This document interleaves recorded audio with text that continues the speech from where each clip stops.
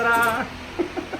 Hello and welcome back to another episode of Crossroads Rebuild. I'm excited because today is Engine Day.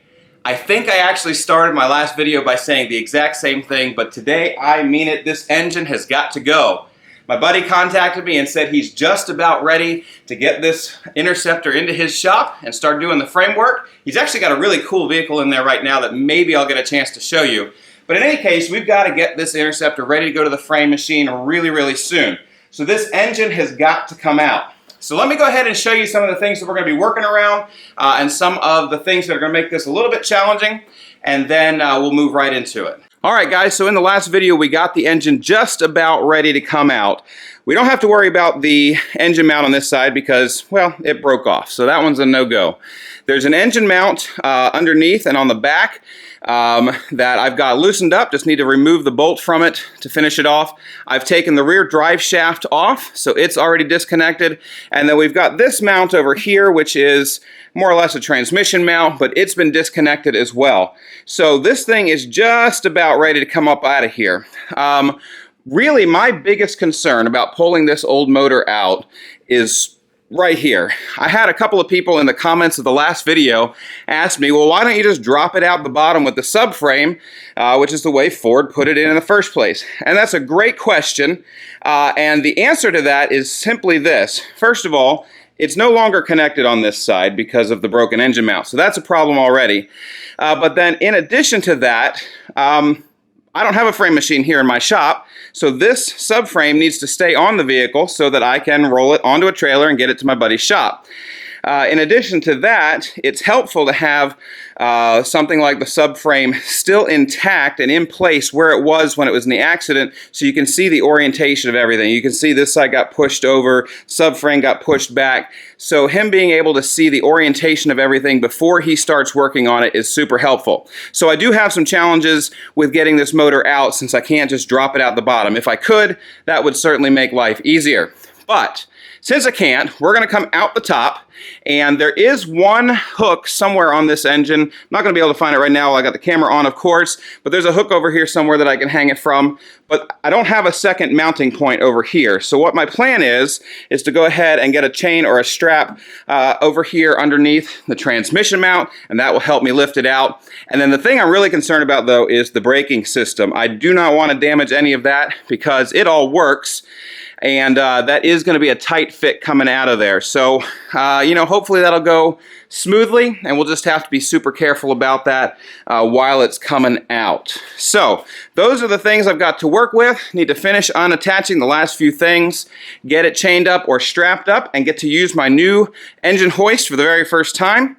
And just hope everything goes smoothly from there. Alright, so we're going to actually put pulling the engine on hold for just a minute. My buddy Doug's on his way over, and he's going to actually help me, which I'm so thrilled about because it'll be a lot easier to pull this with two guys. So what I'm going to do is actually move on to one other thing that I have to get ready before the Interceptor goes to frame, and that is I need to strip my new door, get all the electrical components and stuff off of it, because that door is going to get jammed in at the same time that he has this, so that he can paint the inside of it before he gives it back to me. So I'm going to go ahead and get started with the new door. I'll go ahead and show that to you here in just a second. I'm going to go ahead and get started with my new door, and then when Doug gets here, we'll switch over to getting this engine pulled up out of here.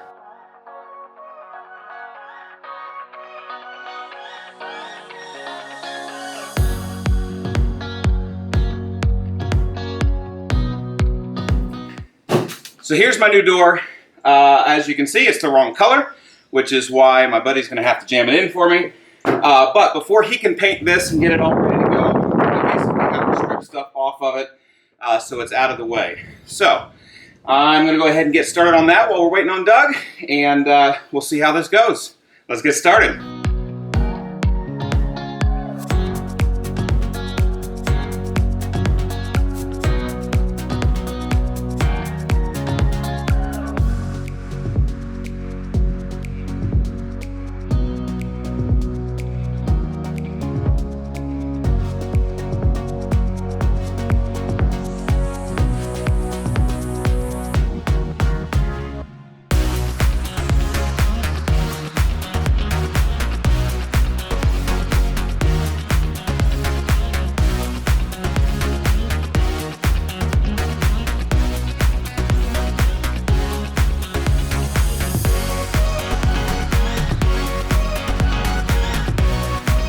Alrighty guys, we got quite a bit done on the door. Still have some more to go. It's getting a little bit frustrating now. But Doug's here, so we're going to go ahead and get to work on getting this engine out of here. Still trying to figure out exactly how we're going to mount. We do have one hook back here and trying to figure out something over here on the transmission side. We'll get that figured out, but that's what we're going to get started on now. And hopefully my next update, that thing will be out of here. So let's go ahead and get started.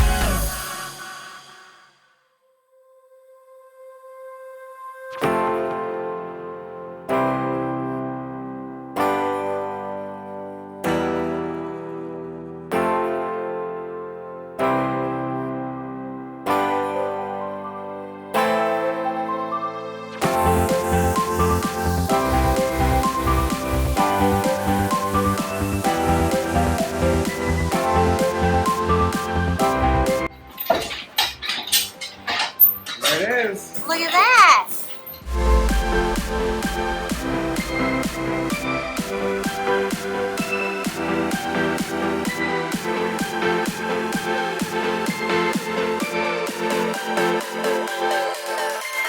Well, engine's out.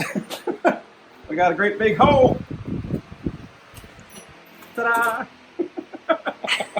All right, well, that was fun.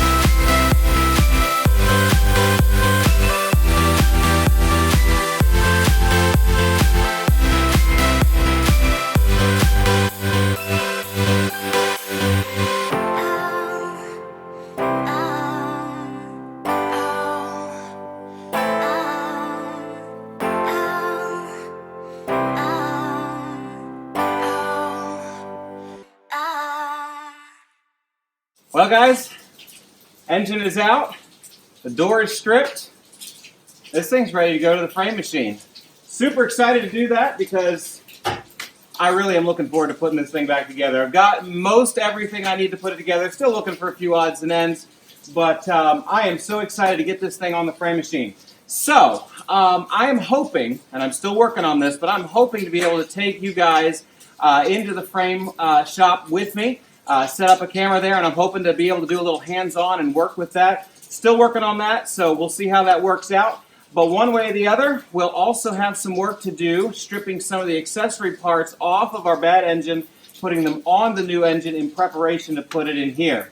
So, this thing's off to framework next. We've got engine work to do, framework to do, button it up, put it together. Meanwhile, I've got work to do on the Mercedes and a few other odds and ends as well that I'll be recording for you guys.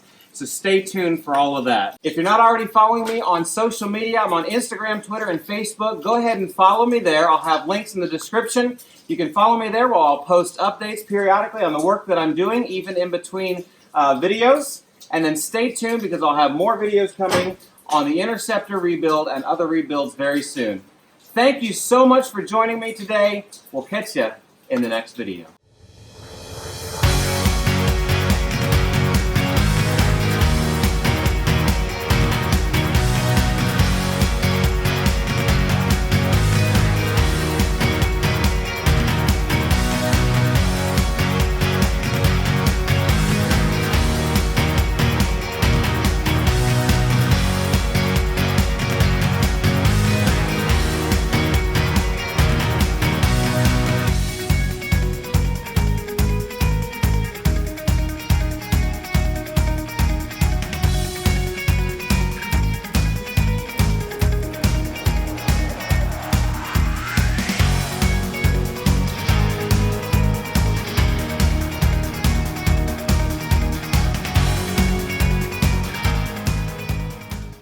Are you still recording? I wasn't recording just then, but I am now.